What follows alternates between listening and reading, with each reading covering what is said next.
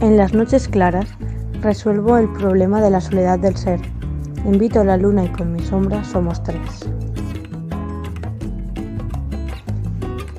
Por la raíz del pelo algún dios me atrapó.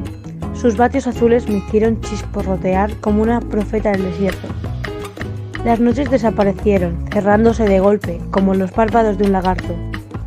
Un mundo de días blancos y calvos en la cuenta sin sombras. Un aburrimiento buitreo me dejó clavado a este árbol. Si él fuera yo, haría lo que hice.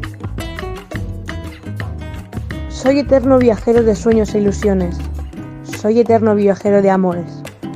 Cruzaré los mares en mi barco pirata, con los cañones acenagados, y mi bandera será blanca. Dominaré los aires como un pájaro. Escucharé historias escalofriantes de viejos, contaré historias inventadas a preciosos niños dulces y traviesos, y amaré, tierna y locamente, a la mujer que merezca el amor puro de aquel dulce vagabundo.